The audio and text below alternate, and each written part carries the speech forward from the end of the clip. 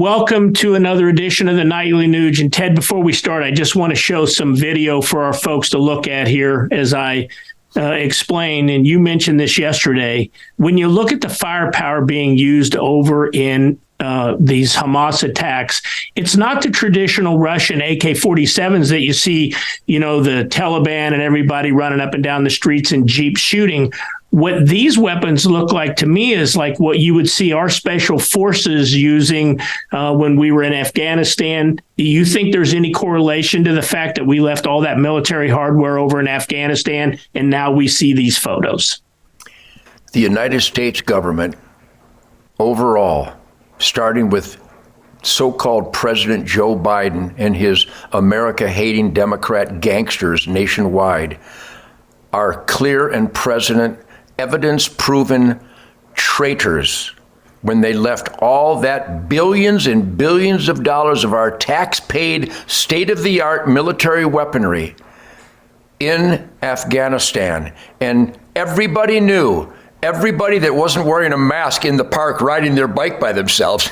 I mean, we have got the dumbest people that have ever slithered on the earth, obeying insanity, proving that they're insane. That's just one manifestation of sheepish soullessness. But yes, Keith, again, I share campfires every weekend with great families, and there's always military and law enforcement, and they're ready to have a heart attack because our government, Joe Biden, left billions of dollars of M4s, billions of rounds of 5.56 ammo, billions of rocket launchers, billions of 9mm handguns, and billions of 9mm ammunition for the Taliban that has found its way into their gangster organizations of Hezbollah and Hamas.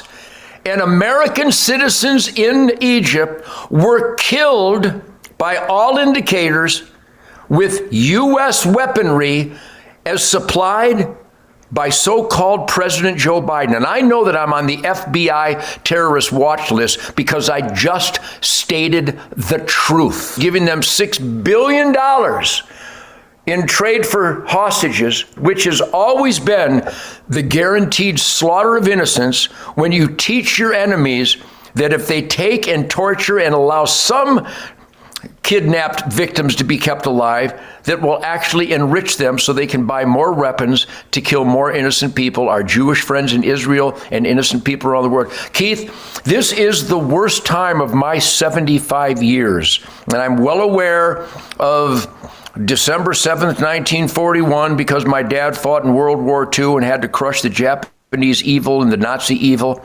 But now we have worse evil. And again, think of it in terms of the population of Israel, I think is 9 million people. We have 360 million people here. In a 9/11, we lost 3,000 people. Percentage-wise, Israel lost, based on their population, the number of killed, they lost even more people because percentage-wise of their population, this is worse than their 9/11. So America, prayers are great, but I hope you're raising hell with your elected employees, from your mayor to your senator, your congressman, your governor. We need to know how intolerable their anti-American agenda is, from the fentanyl invasion to the supplying our enemies with weaponry. So you're absolutely right, Keith. I've seen the footage. I know people on the ground over there. Those are Colt M4s. Those are U.S. rifles, U.S. ammunition, U.S. bulletproof vests, Keith. Let me ask you this, Ted. If we capture those weapons, and we did a serial number check, do you think the government will ever come clean on where they came from?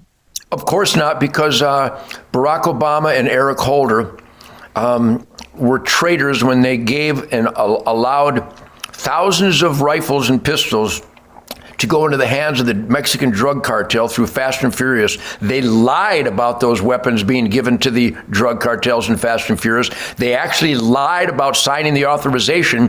And my friend from Michigan, Brian Terry, a Border Patrol agent, was killed with a rifle, an SKS, a semi-automatic version of the Kalashnikov, in 7.62 by 39 millimeter.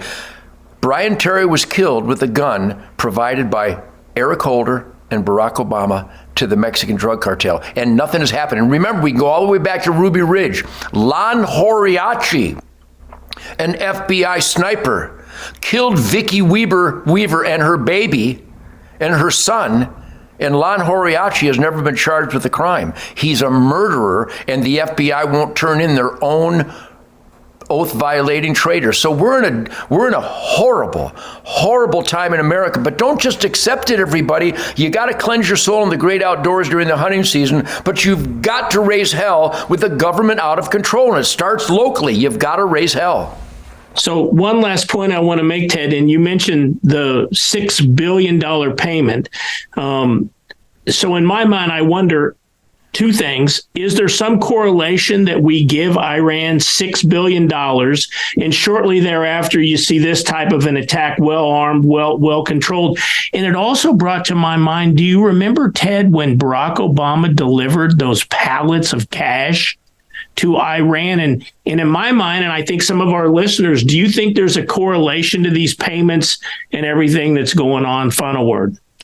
Hey, Keith, do you think there's any correlation between the billions of dollars as provided by the America-hating Barack Obama and Joe Biden regime to arm and finance the training of the enemies of mankind, Hamas, Hezbollah, Taliban, the jihadists? Of course there is. We have financed our enemies, just like we are opening the border to the fentanyl chemical warfare by the Chinese communists into America. You know that more Americans have been killed by fentanyl from the communist Chinese monsters as facilitated and welcomed through the open borders of Uncle Sam than died in Vietnam and 9/11 and Pearl Harbor combined, and people are still just taking it. Don't take it, my friends. Go to hunternation.org. We're going to put it on the screen every show. hunternation.org, and become a voice for real America, for Constitution, for Bill of Rights, for God, family, country. And again, Keith, people can go. This Truth, Logic, and Common Sense celebration is also brought to you by tednugent.com. And I just signed, I know I do this all the time, but people are always asking, now that I'm banned on Facebook, they ask me where they can get this flag. I've autographed these, and I know this is not genuinely relative to saving innocent lives in Israel, but activism is. And if you can stand up and say, I will not comply, especially now, Keith, the military and law enforcement, if you're told to do something against your constitutional oath, you've got to raise your I will not comply flag, and we've got to stand strong. Quit obeying immoral commands. Somebody in the military and law enforcement must stand up and say, I will not comply when you tell me to break my oath to the Constitution. So I leave you with that, but hunternation.org really is the circling of the conservative wagons. hunternation.org, my friends. We've got to vote. We've got to demand legal votes. And in 2024, we can fix this if we make it to 2024. Well, tomorrow night, Ted, I want to talk about something very scary to me. And the only words that come to my mind after seeing what's going on over there is this coming to a town near you? Let's talk about that tomorrow night right here on the Nightly Nuge. Thanks, Keith. I'll see you then.